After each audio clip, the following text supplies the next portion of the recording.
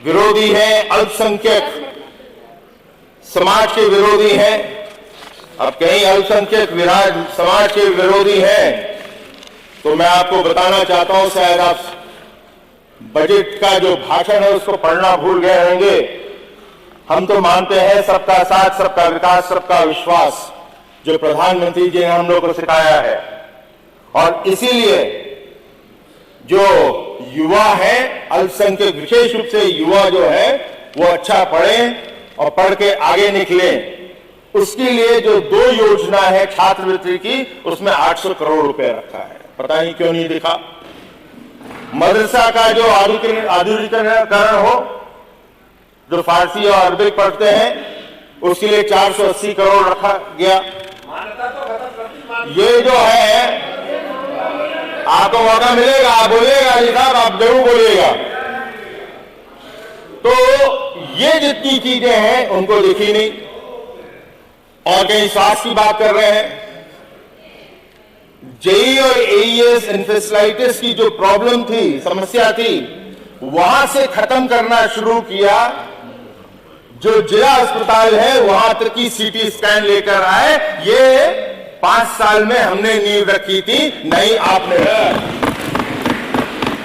और आज इस बजट में प्रावधान किया जा रहा है कि जहां जहां जनपदों में मेडिकल कॉलेज नहीं खुले हैं, उसके लिए अलग से 2100 करोड़ रुपए भी रखा है। साथ ही साथ आयुष, जो हम सब ने कोरोना काल में देखा, आयुष जो मेडिसिन है, दवाइयां हैं, उसका उपचार अच्छा है। आयुष विश्वविद्यालय के लिए 113 करोड़ 52 लाख रुपए गोरखपुर में इसकी स्थापना की जा रही है। गंभीर बीमारियों के लिए 100 करोड़। साथ ही साथ कहीं मैं बोलूं, मैं पूरा ही विस्तार में जाऊंगा, लेकिन अर्बन डेवलपमेंट पे बात होती है। ये अच्छा है, लखनऊ फोकस रहना चाहिए, मगर पिछली सरकार लखनऊ केंद्रित रह गई, लखनऊ सेंट्रिक रह गई। गिनी चुनी एक लखनऊ से आगरा, गिनी चुनी जो है 8 किलोमीटर का मेट्रो, फिर आप देखो एक स्टेडियम। यहां तो खेलो भारत के अंदर हम 75 के 75 जनपदों में ऐसे स्टेडियम बनवा रहे हैं, और ये बजट के माध्यम से सपोर्टेड है। साथ ही साथ लखनऊ से बाहर निकलने का प्रयास ही नहीं हुआ।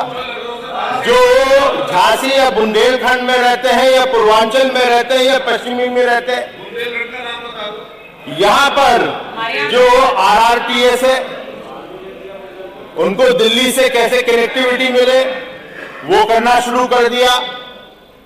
कहीं मेट्रो की बात होती है तो मेट्रो एक जगह नहीं, कानपुर, आगरा, वाराणसी, गोरखपुर और अन्य शहरों में भी मेट्रो का कार्य हो रहा है, और उसके लिए बजट में 2750 करोड़ रखा गया है। धार्मिक स्थल का भी विकास हो। ये लोग समझ ही नहीं पाते कि पर्यटन जो है, वो पर्यटन सबसे एक अनस्किल्ड लेबर के लिए नौकरी जो है उसका जरिया बनता है। और साथ ही साथ जो हमारे पास जो है, वो कहीं अर्थशास्त्र के रूप में मैं बताने का थोड़ा सा प्रयास करूंगा, नेता विपक्ष समझ जाएंगे, कहीं आपके माध्यम से सब समझेंगे। जो मनी सप्लाई है, वो जो सर्कुलेशन होता है, वो सर्कुलेशन सबसे अधिक टूरिज्म या पर्यटन इंडस्ट्री के अंदर होता है। हमारे जो हिल्स थे वो पहाड़ सब चले गए, लेकिन गंगा जमुना की तहजीब है, और उसके साथ साथ जुड़ा हुआ जो है काशी, मथुरा और अयोध्या है, उसको भी विकसित किया जा रहा है। साथ साथ जो है कहीं बोट सर्किट का तैयारी कर रहे हैं, लेकिन वहां पे हर जगह एयरपोर्ट हो, इसकी भी तैयारी हो रही है। वो सब रोड से कनेक्ट। कहीं विपक्ष जब कहता है कि आम आदमी के लिए क्या किया आपने, मैंने सुर्खियों में पढ़ा, आम आदमी के लिए क्या किया गया।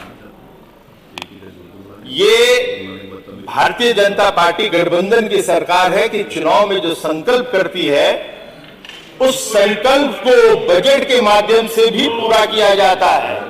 130 संकल्प थे और उसमें से 97 घोषणाओं का समावेश किया गया और जिसमें 44 जो है वो नई योजनाएं हैं और इसके लिए 54,883 करोड़ रुपए अलग से रखे गए हैं, बजट के अंदर प्रावधान किया गया है।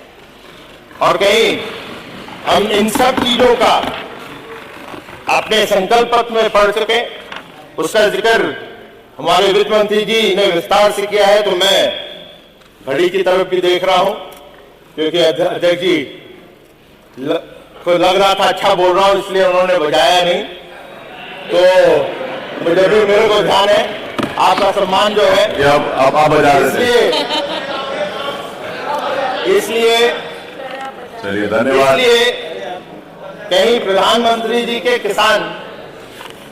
किसान हम लोग योजनाओं पे बात करें तो प्रधानमंत्री जी के माध्यम से जो स्कीम्स चल रही है सम्मान निधि की, फिर हम लोगों ने यही नहीं किसानों के लिए बस एंड में किसानों के लिए उनके लिए जो आवश्यक है वो आवश्यक है कि उनको बीज, खाद और पानी की सुविधा मिले। इसलिए मुख्यमंत्री लघु सिंचाई योजना के तहत 1000 करोड़ का धनराशि का प्रस्तावित किया है। उनको जो बीज मिले 22-23 में वो 60.23 लाख क्विंटल का किया है और साथ ही साथ 119.30 लाख मेट्रिक टन अवरक का किया है। और कहां पढ़ा नहीं ये मैं नहीं जानता, मगर पढ़ाएंगे जरूर। कृषकों को मुफ्त सिंचाई सुविधा भी उपलब्ध कराई जाएगी, ये भी बजट में। अध्यक्ष जी, मैं अपनी बात को समाप्त करता हूं और ये कहता हूं इस बजट की तारीफ करते हुए जो हमारे वित्त मंत्री जी ने रखा, हमारे मुख्यमंत्री जी के प्रेरणा से रखा, ये 1 ट्रिलियन जो अर्थव्यवस्था बनाने के लिए ये एक पैराडाइम शिफ्ट बजट कहूंगा, ये एक मास्टर स्ट्रोक बजट कहूंगा। और अंत भी करूंगा कुछ पंक्तियों से।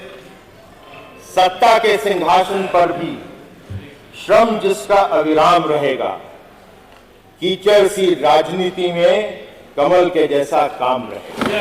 बहुत बहुत धन्यवाद।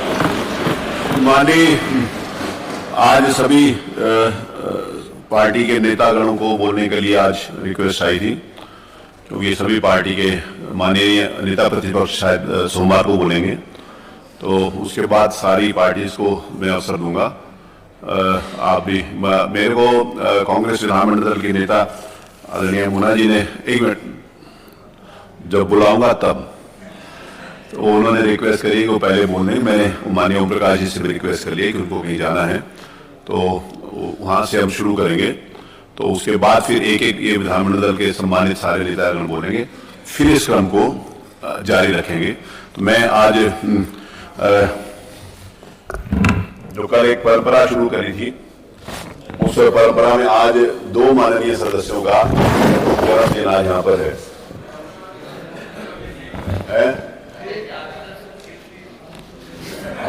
मेरी तरफ से 100% मानी।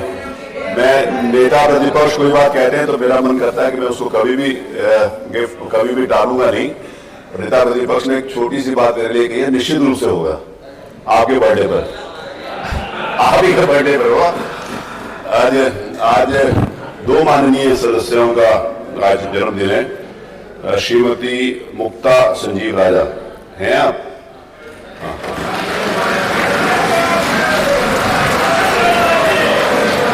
उत्तर प्रदेश की माननीय सदस्य श्रीमती मुक्ता संजीव राजा निर्वाचन क्षेत्र अलीगढ़ से भारतीय जनता पार्टी के टिकट पर वर्तमान विधानसभा में प्रथम बार निर्वाचित हुई हैं। आपके पिता का नाम स्वर्गीय बाल कृष्ण गुप्ता है। 28 मई 1966 को आपका जन्म गंगीरी अलीगढ़ में हुआ था। आपने इंटरमीडिएट तक की शिक्षा ग्रहण की है। आपके पति संजीव राजा भी 17वीं विधानसभा के सदस्य रहे। आपको जन्मदिन के इस अवसर पर इस सदन की ओर से हार्दिक शुभकामनाएं देता हूं।